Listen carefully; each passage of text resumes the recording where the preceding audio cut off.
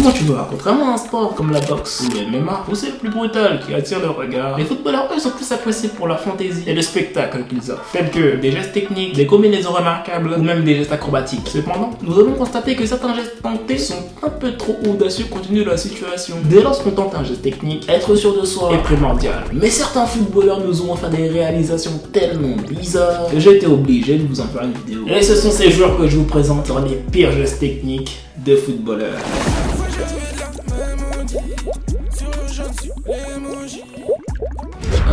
Cristiano Ronaldo. Plus on est célèbre, plus on a tendance à prendre à la grosse tête. Et redescendre sur terre est parfois compliqué. Et cela, Ronaldo ne semble pas l'admettre. Né à Funchal, au Portugal, joueur qui a évolué dans plusieurs clubs d'Europe, dont le Real de Madrid dans les années 2010, lors d'un match avec son ancienne équipe de Manchester, le monde découvre un danseur de capoeira excentré sur le côté gauche. Le joueur s'exécute en effectuant une série de dribbles et de feintes, mais cela se termine par une chute au sol. Fort heureusement pour lui, cet incident ne lui aura pas causé de blessure.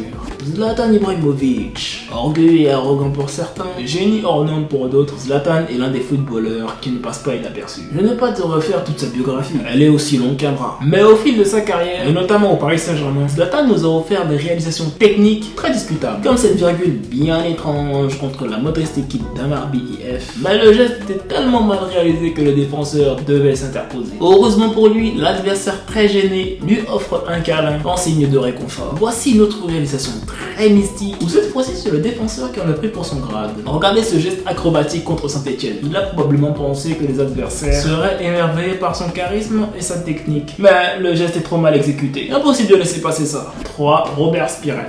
Dans Spider-Man, Oncle Ben dit qu'un grand pouvoir implique de grandes responsabilités. Eh bien, Robert Pires prouve qu'un petit raté implique de grandes merdicités.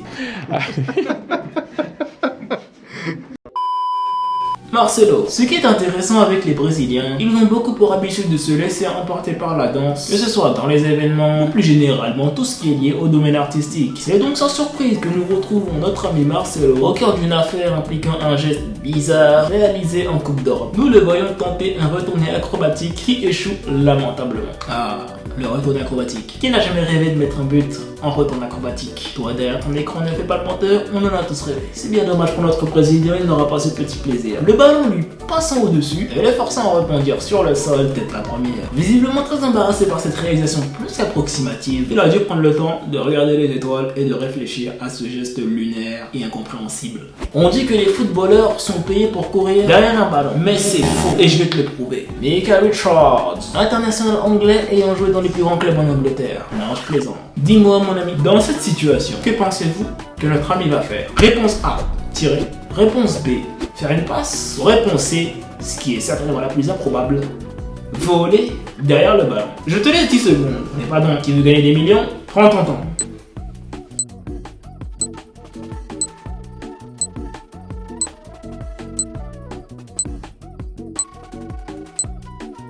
Si tu as répondu réponse A ou réponse B, tu as faux. Car figure-toi que notre ami s'apprête à prendre son envol pour ensuite voler derrière le ballon. En conclusion, les footballeurs sont payés pour courir derrière le ballon et pour voler derrière le ballon. Et il faut respecter ça parce que ce n'est pas une mince affaire. C'était ton pote Joe. À la prochaine.